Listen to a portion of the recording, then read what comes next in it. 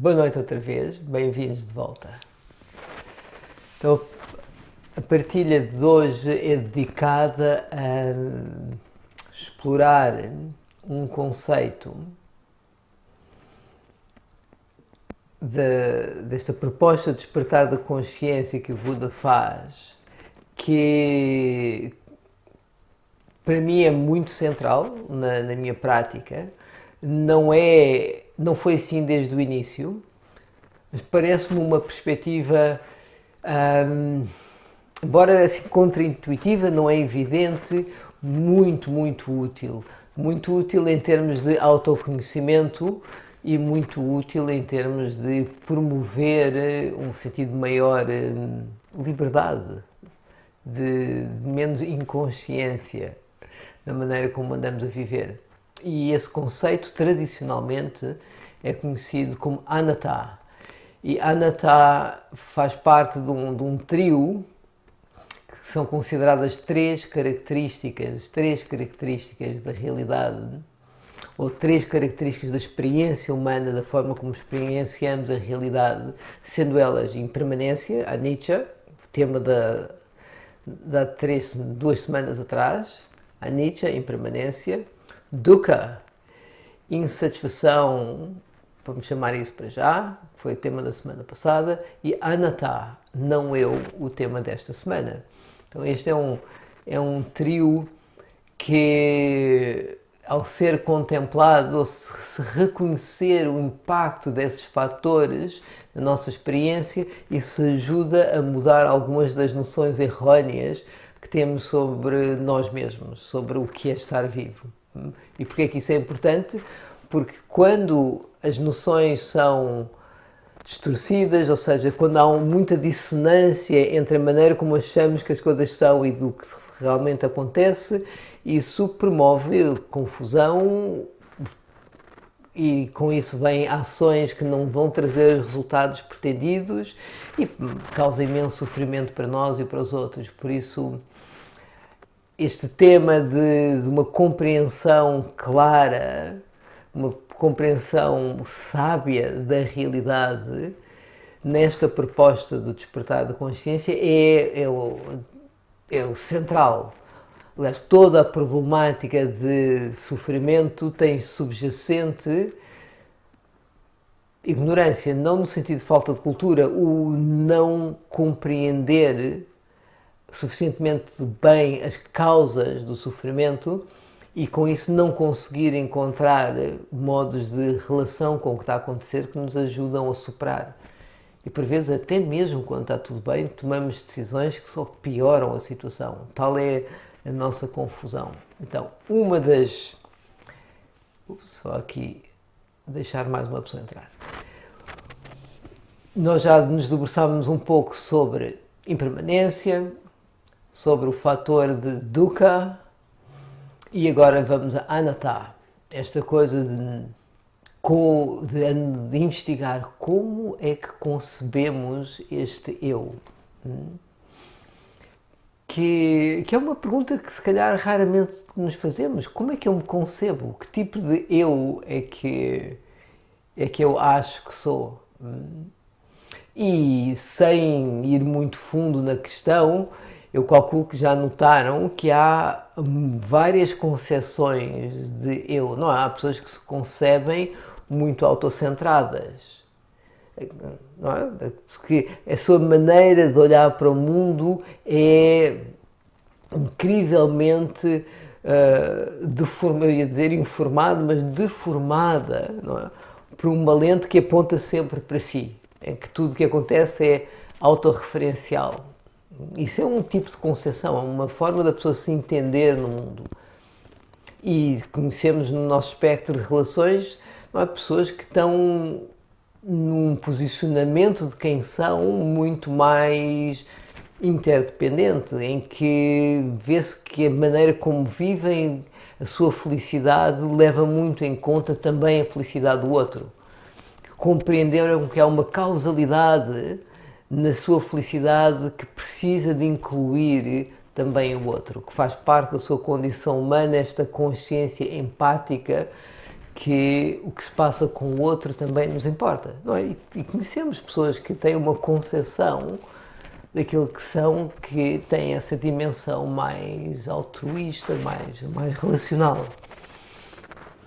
Então, o eu, e além disso, talvez já tenham notado também que numa só vida, esta concepção daquilo que somos, este eu, que chamamos, ele tem vindo a mudar, não é? Espero eu. E uma das coisas lindas numa prática de tomada de consciência é que a pessoa nota mesmo essa mudança. Não de uma forma, aquela forma automática, só porque estou a ficar velho e a perder faculdades, mas não, a pessoa nota que as suas ações, a maneira como comunica, a maneira como cultiva a sua mente está a trazer certos resultados e isso está a mudar a maneira como nos apresentamos no mundo e perante nós próprios. Então, este eu muda ao longo da vida e até muda num só dia. A maneira como nós nos concebemos, agora voltando àquele espectro de mais autocentrado a mais interdependente, a pessoa pode, se calhar, acordar até bastante fechada em si próprio, não porque é egoísta, basta estar a acontecer qualquer coisa naquele momento da sua vida que leva a uma grande preocupação sobre o seu bem-estar, a sua sobrevivência, por exemplo, a sua subsistência suficiente para termos um sentido de ameaça, e isso leva-nos a ficar, por vezes, para alguns de nós, pessoalmente, ficamos muito mais fechados sobre nós próprios. Às vezes isso acontece. E aí é difícil empatizar com os outros e o problema dos outros não vou repetir, era uma situação que vi de mulher do presidente, a senhora Trump, recentemente a expressar, a se exasperar com uma situação, mas era curioso, pronto, era uma curioso, alguém que está altamente beneficiada por uma série de condições que contribuem para o seu bem-estar, mas dada a pressão em que está, é-lhe difícil empatizar com pessoas que têm condições muito mais desfavoráveis. E isso não acontece só com a senhora Trump, acontece com qualquer um de nós, só que alguns de nós tendemos a viver mais no autocentrado do que no mais interdependente. E o problema disto é que esta realidade, ela não é à medida dos nossos quereres, como eu calculo que já notaram, não é? E esta versão de uma vida muito autocentrada, ou seja, uma vida na qual a realidade tem que ser de acordo com o que eu quero, é uma grande trabalheira. É mesmo uma grande trabalheira, não é? Tu tem que estar a moldar os outros, a moldar tudo o que acontece para ser como queremos. Se tivermos algum sucesso, que eu acho que a pessoa terá muito pouco sucesso de encontrar alguma satisfação e apaziguamento por aí, mas os poucos momentos em que a realidade está de acordo com os nossos quereres, foi provavelmente fruto de muito, muito, muito esforço. E depois muda, num instante. E lá estamos nós na próxima. Eu calculo que conheçam isso que eu estou a falar. Então, a perspectiva de vida na qual a realidade tem que ser de acordo com os nossos quereres, embora muito vigente, é uma maneira de nos concebermos que não traz os resultados de paz, felicidade, contentamento, segurança que procuramos. Antes, pelo contrário, traz exatamente o oposto. Eu tive um mestre, o Sangrasta, que ele dizia isso: podemos passar por esta vida tentando que o mundo seja de acordo com os nossos quereres, o que é impossível. Ou podemos passar por esta vida mudando os nossos quereres para que sejam de acordo com a realidade. Muito difícil, mas possível. E entre impossível e muito difícil, acho que prefiro a versão muito difícil, que é esta de, então mudo os meus quereres para que possam abarcar a realidade que se apresenta. Então, proponho-me, sim, mudo aquilo que posso mudar à minha volta, claro que sim, para que as coisas estejam o mais simpáticas possível, mas sabendo que há um limite de quanto é que eu consigo intervir à minha volta. E depois há muito que eu posso fazer que já tem a ver com a maneira como eu lido com a minha experiência, a relação que estabeleço com as coisas, o tipo de percepções que trago ao que está a acontecer e por aí fora. O tipo de eu que me concebo, o tipo de pessoa que me concebo ser. E aí embora possa ser um trabalho de autoconhecimento difícil, há muito espaço de melhoramento, há muita coisa que realmente pode ser transformada e esta vida depende muito mais, eu diria, deste trabalho interior do que no tanto que investimos em tentar que os outros sejam como nós queremos, em vez de mudarmos os nossos quereres. Então o Buda sugere, como parte deste processo de autoconhecimento, de notar os componentes da sua experiência, o que é que contribui para o seu sentido de eu. E ver se realmente o eu pode ser identificado, encontrado em algum destes sítios, em alguma dessas partes do que é ser humano, em alguma dessas facetas.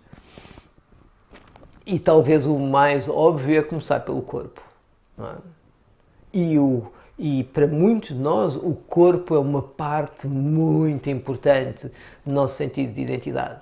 Então, nos tempos em que vivemos, não é? Isto é uma altura em que, graças aos social media, o corpo, a imagem do corpo, tornou-se um refúgio, diria-se nesta perspectiva, um falso refúgio para milhares de pessoas. E há toda uma vida dedicada a tentar manter a aparência deste corpo. E uma minoria cabe exatamente na caixinha de o que é o ideal, quando é a perfeição a partir do qual se tem, sente-se idolatrada, vista, o que seja que está à procura, mas é uma minoria. E essa minoria é uma trabalheira para ter essas características de corpo e uma coisa garantida, esse corpo vai envelhecer, vai adoecer e vai morrer. Então imaginem uma identidade muito centrada no corpo. O sofrimento que é lidar com a realidade da impermanência. Só aqui já temos os fatores que falámos na semana passada aí embrulhados. Então, eu diria que este corpo que não se manifesta ou manifesta-se muito pouco de acordo com as minhas vontades, não é? Eu sento-me para meditar, eu nunca me sentei para meditar e pensar, hoje vou sentar para meditar e vou fazer por ter um bocadinho de dor. Não, eu sento para meditar e de pano de fundo está sempre aquela coisa que vai correr tudo bem e que este corpo vai estar super confortável. Mas deixa eu estar quietinho meia hora, e para alguns de nós não é preciso tanto, e quer queira, quer não, ele começa a doer. E é só de estar sentado, não é? E por aí fora, este corpo está sujeito tanto ao que lhe vem do lado de fora, doenças, vírus, pandemias, mas também os seus processos internos e os meus quereres. É uma influência, mas é mínima. Então eu quase que devia ter um certo pudor em dizer isto é o meu corpo. É meu entre aspas, é tipo assim, é uma coisa emprestada, que estou a fazer o melhor possível para utilizá-la da melhor maneira possível. E é um instrumento fantástico, é um milagre ambulante que tenho o privilégio de habitar. Mas eu diria que não tem as características do que eu chamaria eu e meu, ou que seja, algo sobre o qual eu realmente tenho poder, tenho agência. Posso dizer, não, é desta forma e faz aquilo que eu quero. Não, este corpo faz um bocadinho do que eu gostaria e em grande parte depois é a vida, faz o que faz. Então, o corpo, nesta perspectiva, diria-se que é anatta, não é eu. Eu acho que é razoável. E depois, porque temos um corpo, e este corpo está habitado por uma consciência, não é? Porque também se pode ter corpo, mas corpo sem consciência é um cadáver, que não é o caso de nenhuma das pessoas aqui presentes. Por isso, tudo que está aqui é tudo gente com corpo, com uma consciência, e quando há corpo e há consciência, começam a acontecer uma série de coisas, porque quando há corpo e há consciência,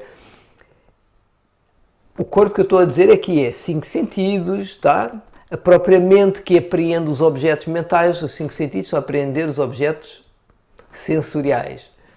A mente está a apreender os objetos mentais, pensamentos, imagens, por aí fora. Okay?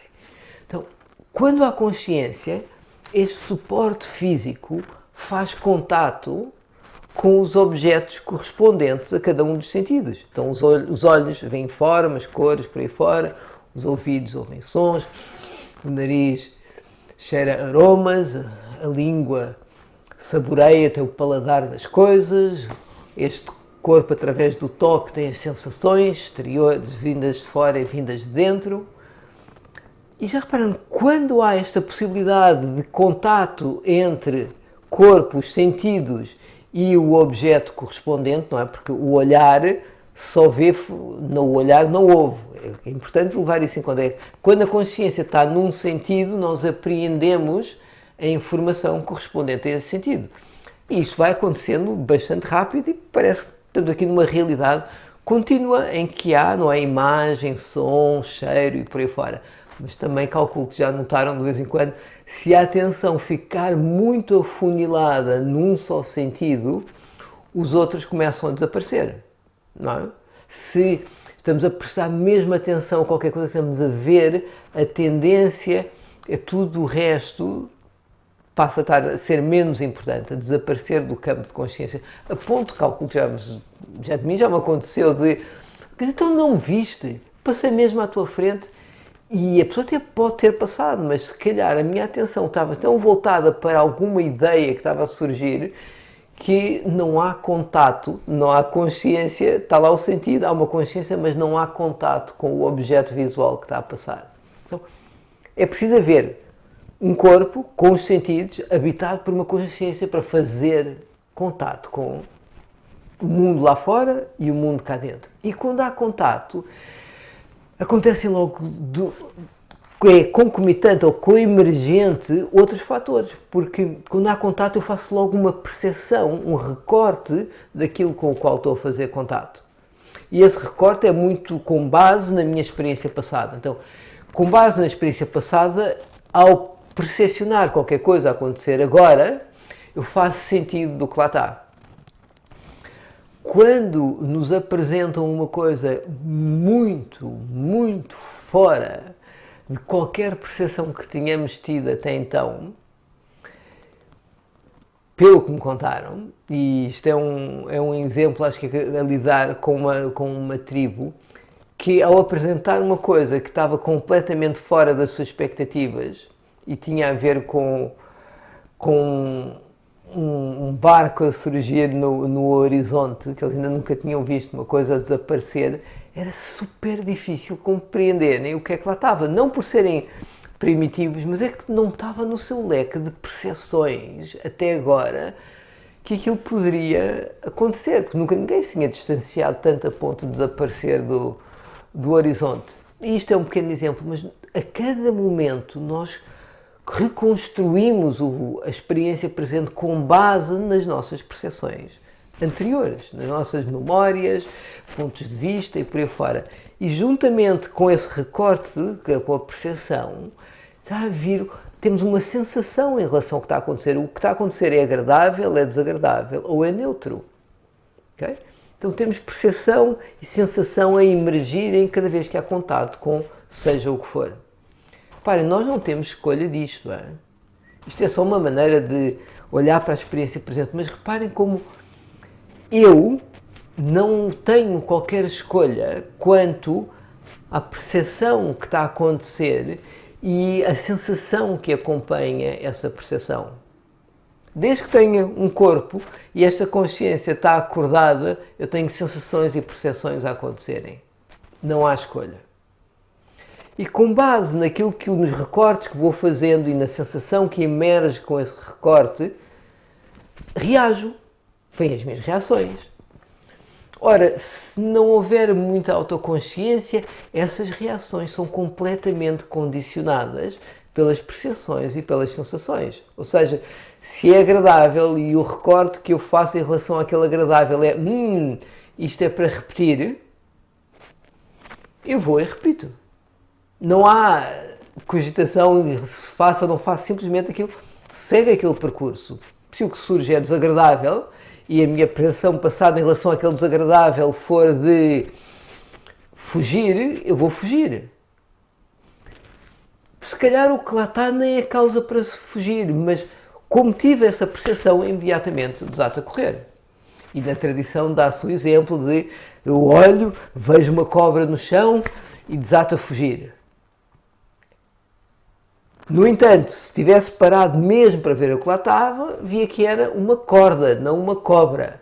E sendo uma corda, não há razão nenhuma para fugir. A realidade que lá estava era uma, mas eu trago perante aquela forma e está escuro, trago a minha percepção, pela minha, informada por memórias passadas, é uma cobra. Quando eu por mim, a aversão, a reação que surge, põe as minhas perninhas a funcionarem e lá vou eu. Isto é um modelo, tem mais para desempacotar, mas repararem, está aqui mais ou menos a totalidade das nossas experiências. Digamos que as emoções estão mais no pacote ali das reações, o lado todo nosso, uma emoção, um sentimento já é uma reação a qualquer coisa. As nossas crenças, pontos de vista, memórias, vou pôr ali no saco das percepções, ok? E depois há a tonalidade afetiva, o agradável, desagradável e neutro, isso é uma parte integral de estar vivo e tudo isso acontece porque tem este suporte físico e tem esta coisa que ninguém consegue bem explicar, que vamos chamar consciência, que permite essa cognição, esse contato entre o sujeito e o objeto e haver uma cognição do que é que lá está. Okay? E o Buda pergunta, então, em algum destes sacos, por assim dizer, pode-se dizer que o eu é as sensações? E a pessoa diria que não, o eu não é as sensações para já não temos grande controle sobre o agradável, o desagradável e o neutro. E depois estão a surgir e a desaparecer, se forem então bem notadas, aquilo está sempre a mudar, o tom está sempre a mudar. Então, sensações não é aí que eu ponha as fundações do eu. Será que são as minhas percepções? Mas ainda há bocadinho estive a falar, as nossas percepções podem ser altamente erróneas e enganadoras. E aquilo que achamos que é, não é de todo o que é. Além de que podem mudar ao longo da vida. E não é algo sobre o qual eu tenha grande controle. Elas acontecem no momento em que há o contato com o objeto. Então, aquilo sobre o qual não tenho controle, estar a dizer que isso é que eu chamo um eu, é um bocadinho esquisito. Então sobra-nos as reações, não é? Então o eu seria as reações. E este é um lugar onde há uma forte identificação, não é? Com as nossas emoções, com aquilo que sentimos. É isto que eu sou. Mas se virmos bem, as nossas reações, elas estão a ser condicionadas exatamente por fatores em relação aos quais não temos grande escolha. Entende? Não temos grande escolha em relação às sensações que surgem, não temos grande escolha em relação às percepções que trazemos a cada instante. Isso condiciona as nossas reações. Então estamos a chamar eu a uma coisa que é condicionada por fatores sobre o qual não temos grande escolha, não temos escolha nenhuma, simplesmente acontece e condiciona-nos. E quando a pessoa começa a praticar com alguma profundidade e tem momentos de alguma calma, em que a mente não está numa pulsão de reações e não está muito ocupada com nenhuma percepção, as próprias sensações não há nada muito predominante. Nessa qualidade de calma, quando surge um fenómeno, seja um pensamento, vou chamar um pensamento, o pensamento é já uma coisa muito compósita. O praticante reconhece que aquele pensamento surgiu por si só. Não foi necessário um eu para aquele pensamento surgir. Eu posso depois dizer é o meu pensamento, mas quando está quietinho, E está tudo calmo, está tudo bem, há até um certo contentamento. E quando nota, já está num pensamento de qualquer coisa que tem a ver com o momento seguinte, ok? Então, ainda agora estava feliz da vida e quando dá por si, a sua mente já está a debruçar sobre o que é que vai dizer a alguém, ok? Até se calhar o que é que vai dizer a alguém sobre a experiência que ainda há bocadinho notou que está-me a saber mesmo bem. Até pode ser isso. Quando estávamos naquele lugar de calma, a pessoa vê que esse pensamento surgiu porque houve o reconhecimento, aqui está-se mesmo bem. E naquele está-se mesmo bem, passado um bocadinho estar menos bem, começou a ver um lado mais neutro. A experiência já não estava assim a ficar tão bem. E com esse estar a ficar mais neutro, há menos interesse, a atenção já não estava tão dedicada. E como a atenção já não estava no momento presente, hábitos passados, tendências passadas perante as coisas já não estarem tão engraçadas, levam a mente a produzir um pensamento sobre qualquer coisa então que nos interesse. O que é que eu vou dizer a alguém? E ainda por cima, o que é que eu vou dizer a alguém sobre uma experiência que já nem estou a ter? E quando damos por nós, já estamos embrulhados nesse próximo momento. E com a emocionalidade que traz esse pensamento, e a pessoa que estava ali quietinha e faz essa retrospectiva, diz assim, engraçado, toda esta experiência surgiu, na verdade, sem nenhum eu por trás. Toda junta dá a sensação de eu, mas o agente em que diz agora vou ter um pensamento, agora vou ter uma sensação, não houve um eu ali. Houve só diversos fatores, causas, condições que juntas promovem uma sensação de a minha experiência, isto está-me a acontecer a mim, isto é o meu pensamento. Não sei se isto está a fazer sentido do vosso lado, mas eu já vou abrir espaço para falarmos um pouco. E isto está a acontecer se não houver depois esta luz da consciência que nota a olhar para a experiência em automático. Reparem, não requer autoconsciência para nada disto acontecer. Então, isto pode-se desdobrar uma vida inteira num script mais ou menos automático. A pessoa está toda convencida que é ela, mas na verdade são só condicionamentos a se desdobrarem. Isto não seria problemático se esses condicionamentos fossem condicionamentos sábios. Se fossem concepções de eu que realmente se alinhassem com a realidade.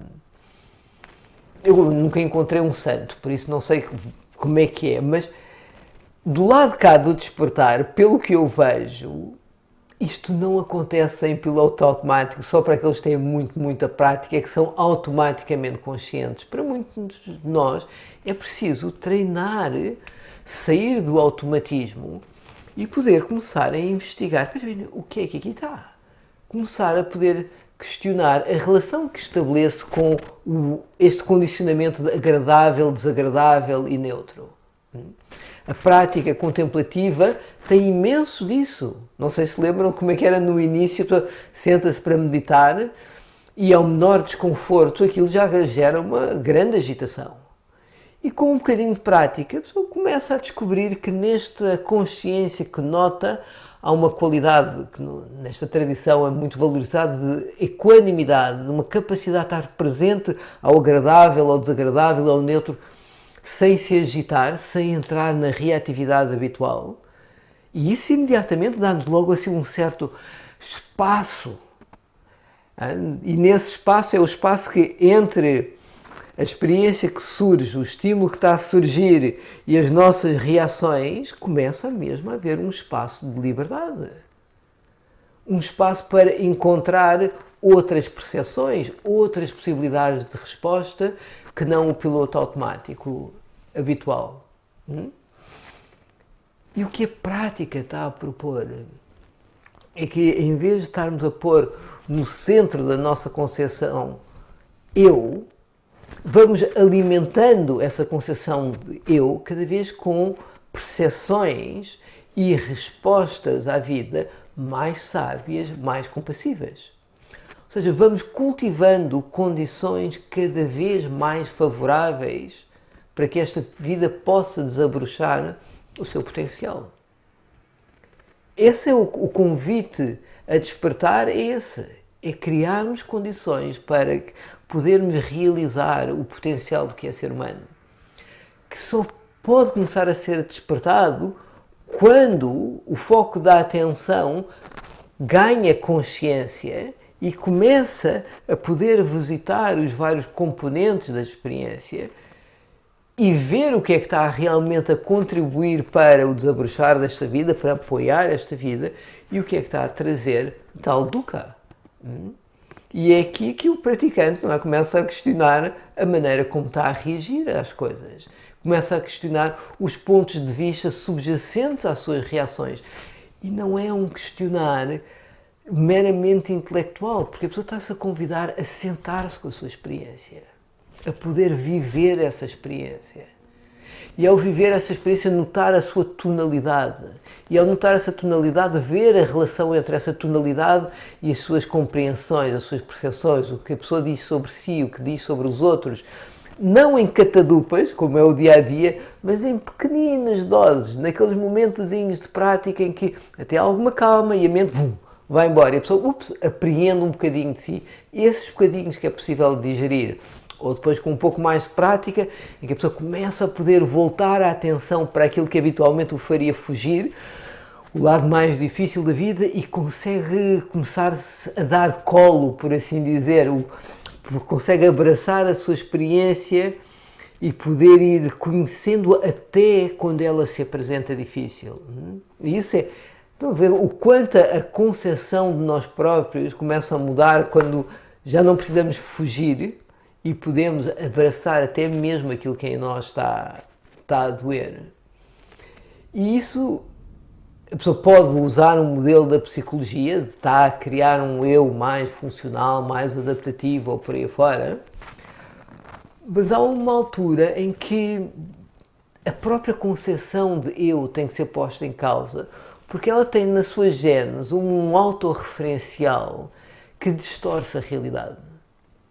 E esse o último convite que o Buda está a fazer é para lá do nível terapêutico e psicológico, é já existencial, espiritual, da pessoa notar, espera, esta separação que eu crio através desta maneira de olhar para a vida sempre a partir desta perspectiva de eu, cria uma separação e uma miopia que nega a interdependência em que eu existo com tudo o que está à minha volta.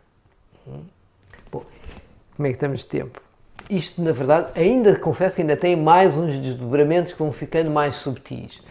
Mas, se calhar, como eu já estou aqui a falar há 35 minutos, podíamos ter um daqueles momentos de reflexão também do vosso lado e de questionamento do vosso lado para explorarmos um bocadinho isto tudo juntos.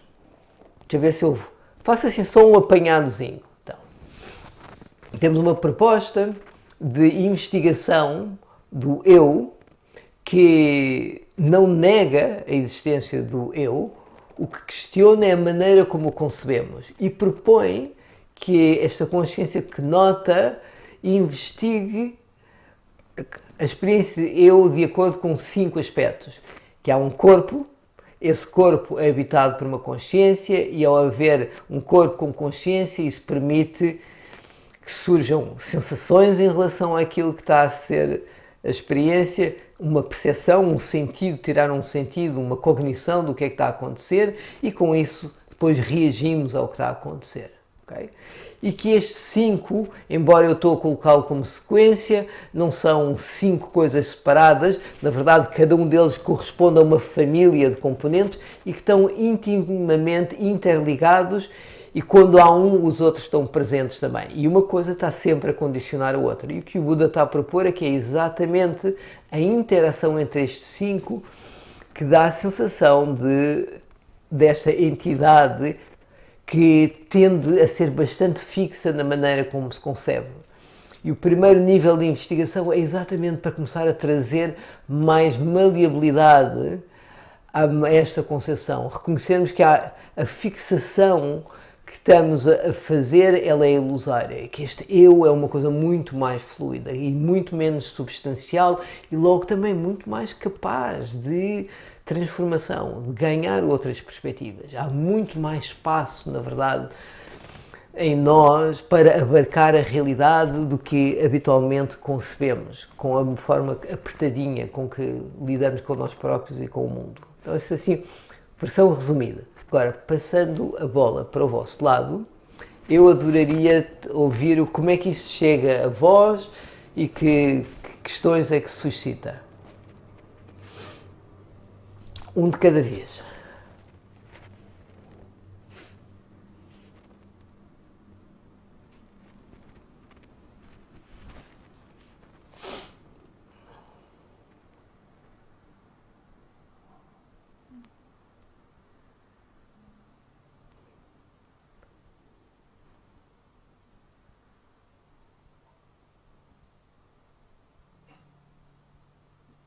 Olá, boa noite. Se calhar então eu estava aqui com pensamentos, se partilhava aquilo que às vezes me vai passando pela cabeça, porque nem sempre consigo depois organizar isto de uma forma que as pessoas percebam exatamente o que quer dizer, mas vou fazer o melhor possível. De facto, eu percebo que a nossa experiência vai mudando constantemente, não é? Às vezes, para mim, acho que ainda estou naquela fase, se é que podemos chamar fase, um bocadinho às vezes, em alguns momentos angustiante, que é se de facto os meus pensamentos estão sempre a mudar, momento a momento, se a forma como eu olho para mim própria, para a realidade, é profundamente condicionada pelas minhas experiências de vida, pelo contexto, por coisas que eu não escolhi, como a minha genética, etc. Se as minhas emoções estão sempre a mudar, as minhas sensações, quem é que eu sou verdadeiramente? E a questão é, eu sou, então, aquilo que estava a dizer, não sei se entendi bem, se é isto que quer dizer, eu sou a consciência que nota, não sei se é isto exatamente que eu quero dizer, mas não conseguindo pôr por palavras de outra forma, eu sou aquela parte que nota todo este condicionamento e quando ele sai, vá, digamos assim, ou é menos impermanente, é o que fica.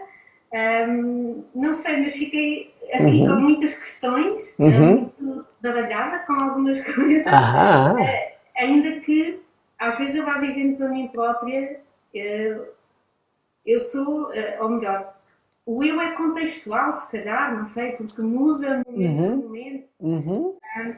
Pronto, é assim, isto é uma confusão. Não, são várias, sim, há vários, não sei se me vou recordar de todos, mas podemos explorar uns. Mas este último, que Sandro traz para a frente, o eu, se calhar, é muito mais contextual do que por vezes concebemos.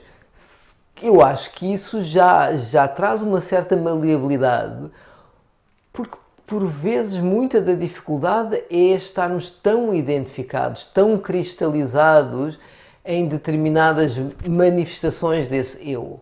Eu sou aquela pessoa que... E a pessoa não encontra espaço de manobra para poder ir ao encontro daquilo que a vida lhe está a pedir, porque está tão identificada com certas perspectivas, certos pontos de vista.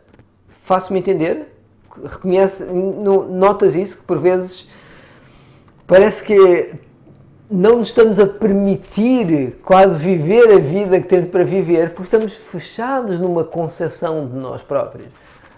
Então, já ter uma noção que este eu, se calhar, é uma coisa muito mais maleável do que a fixação que por vezes lhe atribuímos, embora isso suscite perguntas, mas então, quem é que eu sou? Eu começaria como passo de investigação para já clarificar o que é que eu não sou. Por exemplo, eu acho que pode-se dizer com alguma segurança, eu não sou os meus pensamentos. Só isso, já viram o alívio que é? Eu não sei se vocês pensam tantas asneiras quanto eu, Mas se forem como eu, só poder... ok, eu não sou os meus pensamentos. Os meus pensamentos não definem, podem condicionar, e quanto mais inconsciente eu estou, mais condicionam. Mas o facto de eu poder notar os pensamentos, o sujeito não pode ser a mesma coisa que o objeto. Então, se os pensamentos são objetos da minha tomada de consciência, já não são quem eu sou. Ok? Claro que eu posso ter um treino de identificação enorme, isto requer eu relembrar muitas vezes, espera, este pensamento não sou eu, é só um pensamento. Mais ainda, esse pensamento não é a realidade. Não é. Os pensamentos não são realidade, são só um pensamento. Mas tantas vezes descrevemos qualquer coisa em pensamento, e é só um pensamento, e depois tomamos a coisa como sendo real. Então, descrevemos, pensamos qualquer coisa sobre alguém, e depois passamos a reagir em relação a essa pessoa com base no que pensamos. Calculo que já notaram a situação embaraçosa quando o fazem, quando pensam qualquer coisa que alguém fez, vão ter com essa pessoa completamente determinados que ela o fez, e depois ela não fez nada disso. Foi só um pensamento. Isto com os outros é muito evidente, não é? Porque os outros dão-nos o feedback. Oi, espera aí. Essa coisa que estás aí a pensar aí dentro é só um pensamento, não é a realidade que está cá fora. Então, a realidade deu-nos a oportunidade de fazer um update aqui no que é que está a passar cá dentro. Mas em relação a nós próprios, então quem não tem um pouco de prática de se sentar consigo, há uma quantidade de coisas que a pessoa se diz e que depois acredita em relação a si, que não são a realidade, não são uma descrição apropriada de si próprio. Se calhar são coisas que aprendeu com os outros, que os outros lhe disseram, que achou que os outros estavam a pensar de si, uma quantidade de coisas, e que se manifestam com pensamentos que reforçam essas perspectivas. Olha, só poder dizer, ok, isto que eu tantas vezes digo como, sei lá, não sou capaz, ou ninguém gosta de mim, ou nunca me levam em conta. Por vezes, alguns de nós temos assim, estes pensamentos estão ali atrás, no background da nossa sala de cinema interno, e em vez de estarmos a prestar atenção à realidade que está a acontecer, estamos a ser levados ali por uns sussurros que não és isto, que és aquilo, que és aquilo outro. Então, só isto, eu diria que já é qualquer coisa. Agora, esta perspectiva está a propor, olha, investiga mais. Então, em vez de se preocupar tanto com o que é que eu sou, só clarificar o que é que eu não sou já é muito produtivo. E abre caminho para clarificar exatamente então o que é que eu sou. E aquilo que somos, eu diria que é impossível de colocar em palavras.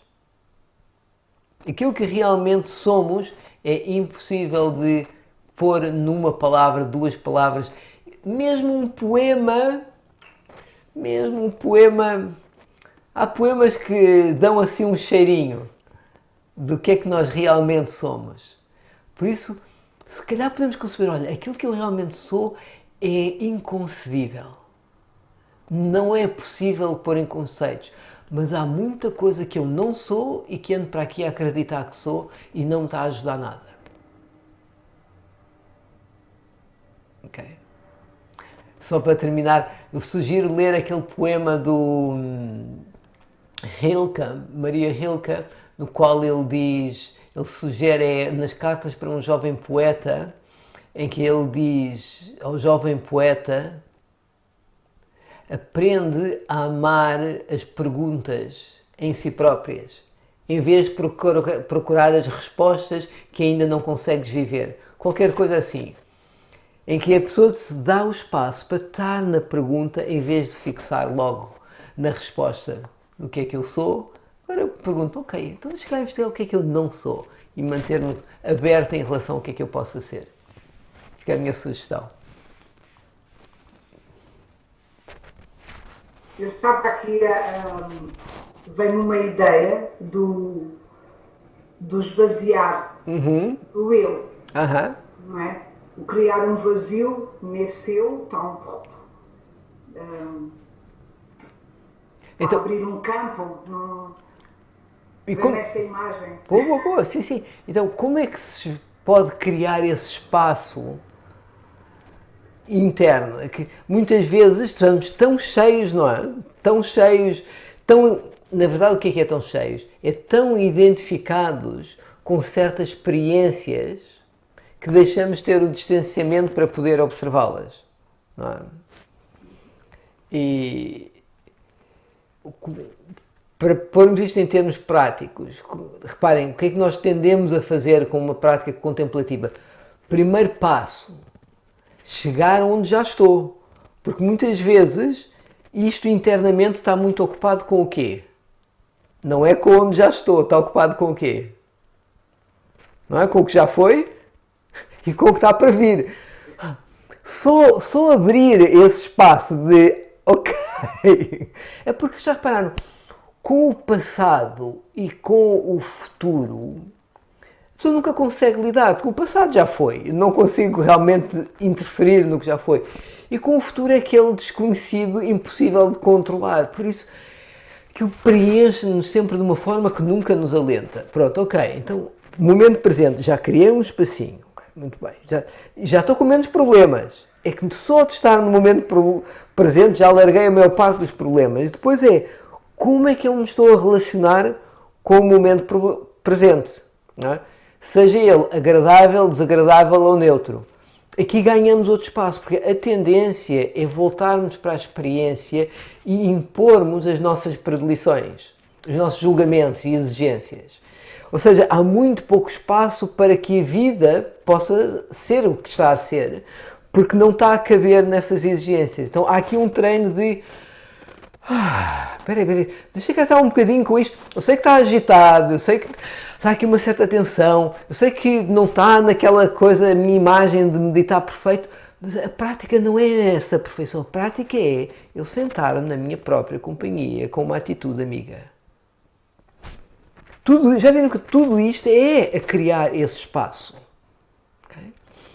E a proposta é, especialmente quando começamos a ter algum espaço, poder então investigar os componentes da experiência quando ela surge, em vez de nos agarrarmos logo, se vem uma sensação, algum desconforto.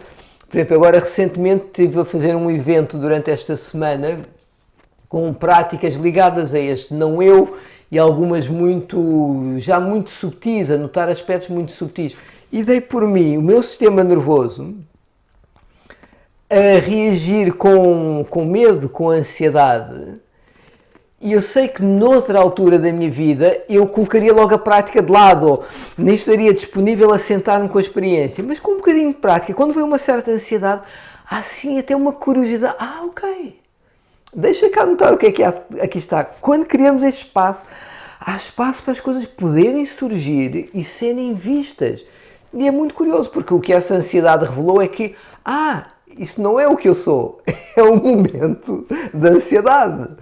E o que é muito giro é que todas estas experiências compósitas, ou seja, que são derivadas de vários fatores, elas emergem, surgem durante instantes. E se não houver uma identificação, se eu não me agarrar como sendo eu e meu, elas revelam a sua natureza impermanente. E isto é importantíssimo, porque a pessoa começa a notar que muito daquilo a que está a agarrar na tentativa de encontrar segurança é por natureza impermanente, inseguro. Então, a segurança da identidade que estamos à procura não advém de coisas que possamos agarrar. E isso já começa ali também a dar alguma noção de, então, o que é que eu sou? Pelo visto, não sou estas coisas impermanentes. Eu só queria saber se tens algum conselho no sentido de conseguirmos tornar mais forte a nossa capacidade de equilibrar.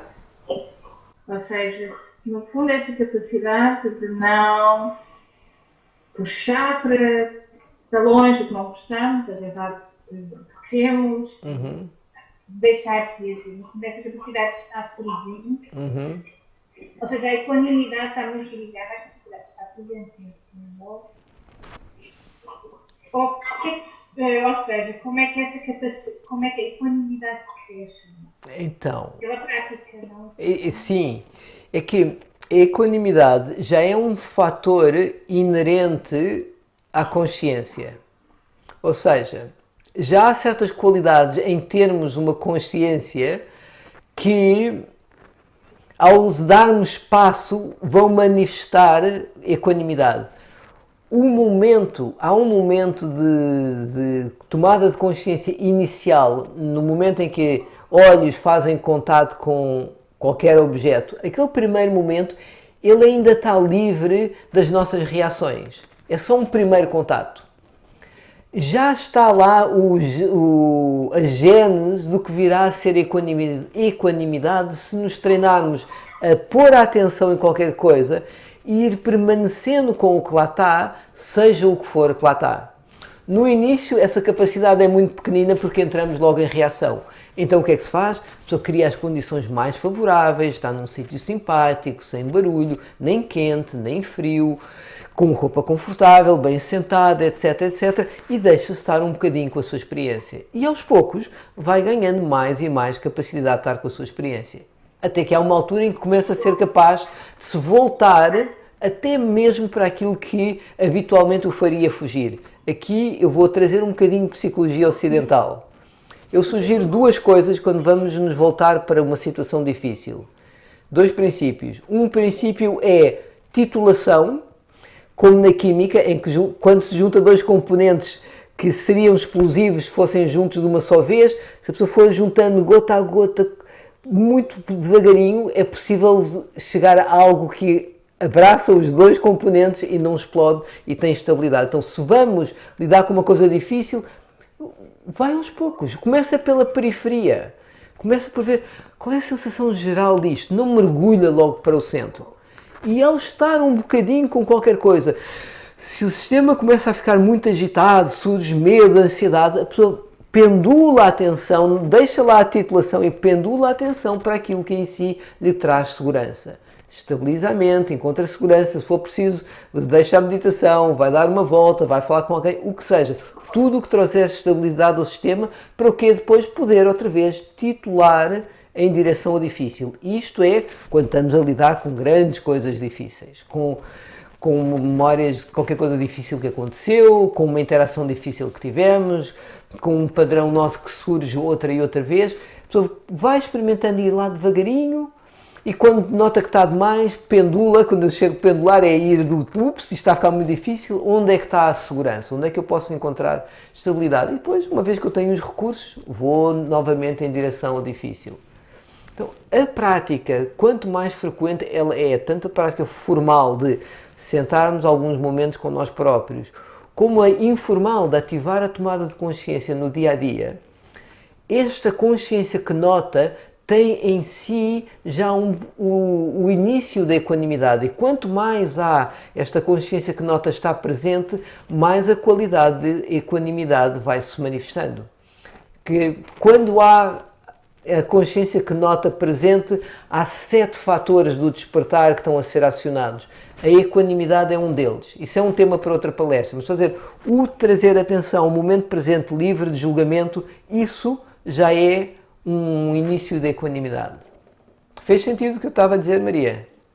Sim. Pois, cara, acho que sim. Se calhar o que faz mais é essa capacidade, no fundo, de não nos perdermos na identificação com. Ok, e isso treina-se. E é melhor pequenos passos para exatamente quando vem um passo maior conseguimos encarar esse passo maior. Mas o treino é com frequência e pequenos passos. Então vai estando com a vida que aqui está. Vai se abrindo ao que aqui está. Eu notei que havia mais uma. Se for assim, eu vou tentar ser mais sucinto de quem é que tinha. Era o Filipe. Olá, Filipe. Olá. Bom rever. Bom rever também. Eu ia aqui a pensar numa coisa que tu referiste logo no início, que foi parece que na medida em que nós vamos passando por experiências difíceis, vamos, parece, enxerando e fechando mais neste sentido de eu. E estava aqui a pensar como talvez haja um equilíbrio ótimo, uma quantidade ótima de sofrimento ou de experiência Sim. que nos ajudem a afrouxar do eu, esta mais abertura de coração. Porque parece que muito sofrimento, por um lado, leva a que estejamos muito na reatividade, muito na ferida, muito sempre a reagir. Concordo. E do outro extremo também, na ausência de experiências desafiadoras e de stress, quando há muito bem-estar, parece que também há um entrincheirar no eu de outra forma. Não sei, fiquei aqui a pensar onde é que será esse equilíbrio aqui, de experiência. Isso é interessante, não é? Quando as coisas são muito de acordo com os nossos quereres, começamos a criar a ilusão que a realidade pode ser de acordo com os nossos quereres. Por um lado. E depois achamos que para estarmos bem, só estamos bem quando as coisas são como nós queremos. Não é? E isso é a receita para o desastre. Uma pessoa que acha que para estar feliz as coisas têm que ser como ela quer, a probabilidade de encontrar alguma paz de espírito fica muito reduzida. Daí dizer-se, é mais fácil um camelo passar pelo buraco de uma agulha do que um rico entrar pelas portas do paraíso. Não é? Então aquele que acha que tem que ter tudo à medida dos seus desejos para estar bem e consegue, na verdade está a criar uma prisão. Mas como tu bem disseste, parece que há ali um limite de quanto sofrimento é que conseguimos comportar de uma forma adaptativa. E a partir desse limite começamos a fechar como maneira de nos protegermos. Não é? Então, para mim, esse limite é quando, perante o desafio, esse sistema já não tem nem recursos próprios, nem recursos exteriores a si para lhe dar o amparo perante o desafio que está a acontecer. Por isso, eu diria que a questão não é só o que nos acontece, mas também os recursos que nós vamos cultivando nesta vida para termos o amparo suficiente para lidar com o que acontece.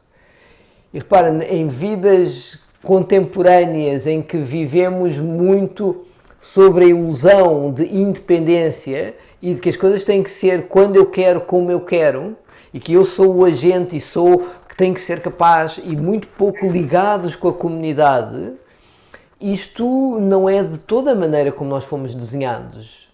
Na nossa origem enquanto espécie, nós somos mesmo seres incrivelmente sociais que se regulam muito na relação de segurança com o outro. Ora, quando a pessoa criou uma ideia de segurança que é independente e depois é confrontado com uma situação em que a sua independência não dá conta do desafio que está a acontecer e não tem a rede relacional para lhe dar o apoio e os recursos para lidar com o sofrimento que está a acontecer, é um enorme desespero e dá por si a fechar-se em si próprio.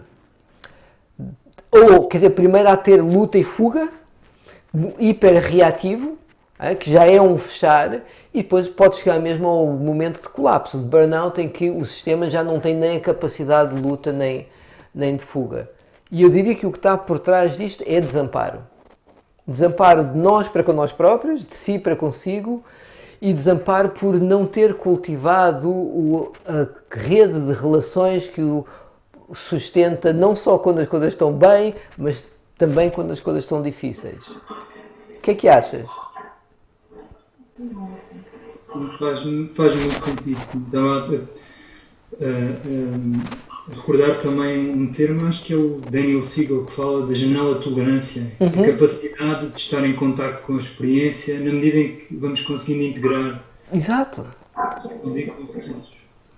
Exato. E essa integração acontece em segurança. Porque se nós estamos na ativação da luta e fuga, só estamos a dar aquelas respostas mais primárias de sobrevivência. Não há uma adaptabilidade. O sistema não se está a tornar mais adaptável, está só a reproduzir um script que foi desenhado há milhões de anos. Boa. Ok.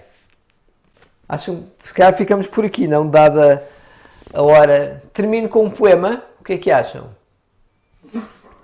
Buscar um poema. Sim. Onde é que ele está? É um do David White. Muitos de vós já o conhecem porque é um dos meus favoritos, mas eu achei que vinha bem a propósito.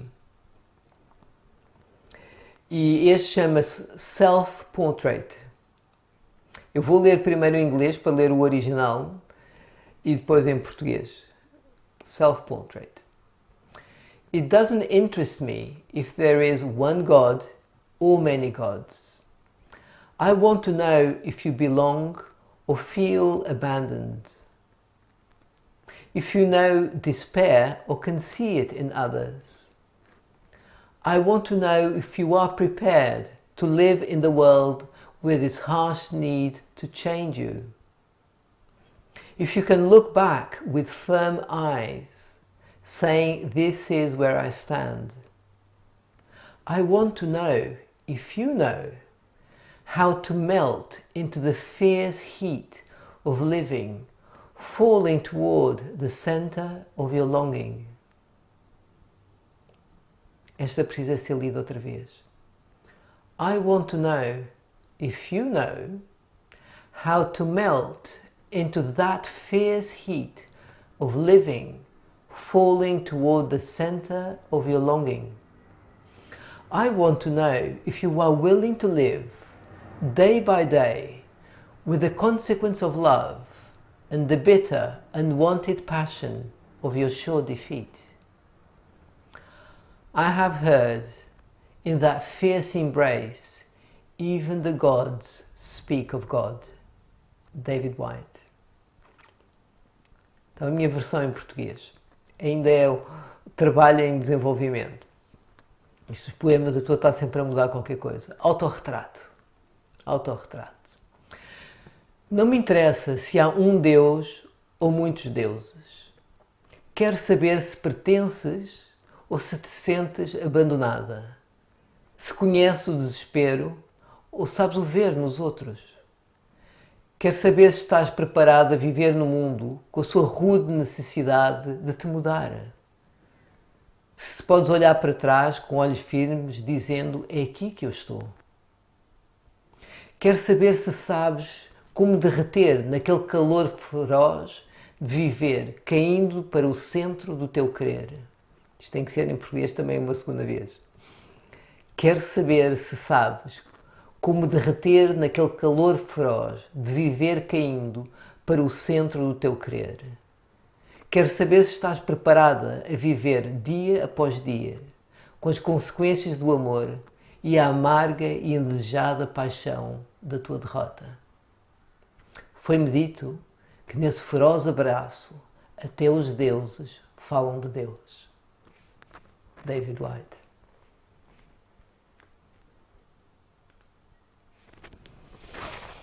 Autorretrato. Uma boa semana para todos. Olhando para esta coisa que chamamos eu e clarificando o que é que eu não sou. O que é que eu realmente não preciso estar a agarrar-me como sendo eu. Onde é que eu posso encontrar mais liberdade, na verdade, para poder manifestar aquilo que sou. Uma boa semana. Bem-ajam. Até à próxima.